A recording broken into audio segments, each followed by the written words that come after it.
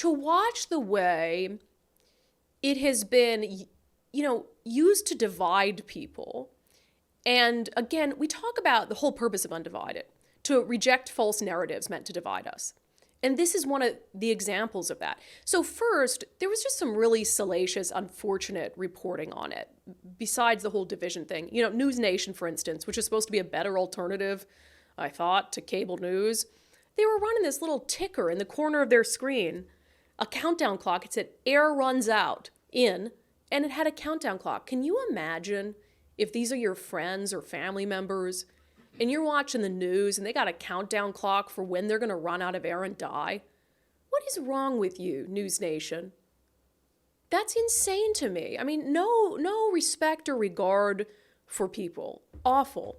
But then when I talk about, the way that this has been divisive, so there have been a few articles, like, because the people in the sub are rich, then we shouldn't care about them?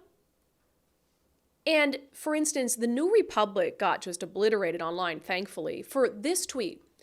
OceanGate CEO Stockton Rush, OceanGate operates the company with the sub, was not a Republican mega donor, but his donations over the years leaned heavily toward Republican candidates.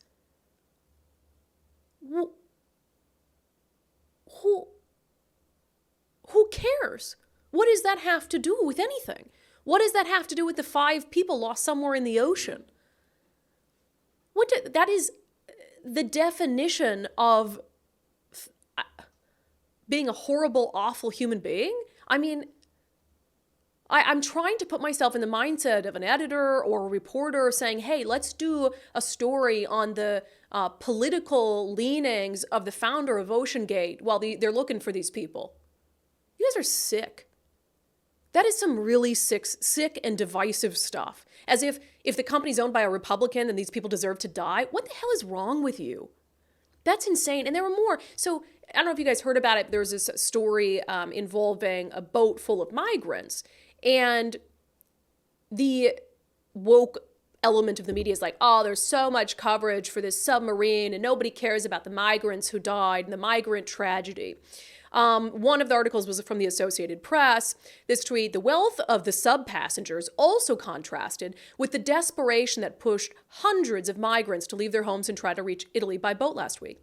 So there are many, many stories saying, oh, they only, the media is focusing on the submersible because of all the rich people in it. And then they don't care about the poor migrants off the coast of Italy who died, which is ridiculous. And those two situations aren't even similar.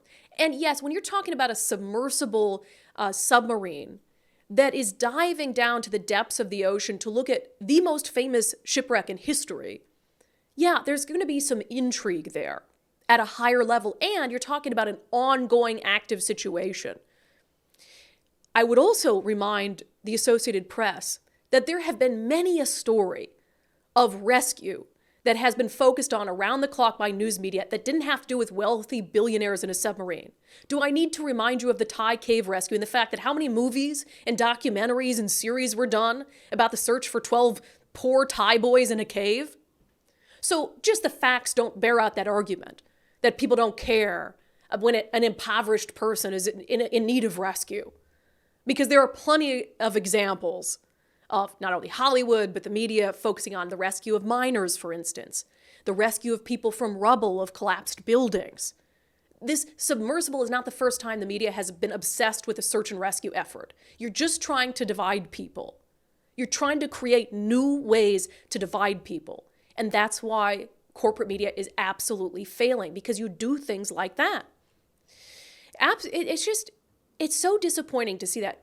When we used to have tragedies like that, whether it's miners in a cave or a natural disaster and trying to rescue people, the Oso landslide, whatever it is, that's a time for people to come together, for the nation to come together, to just care about human life, to root for the people and their survival and their rescue.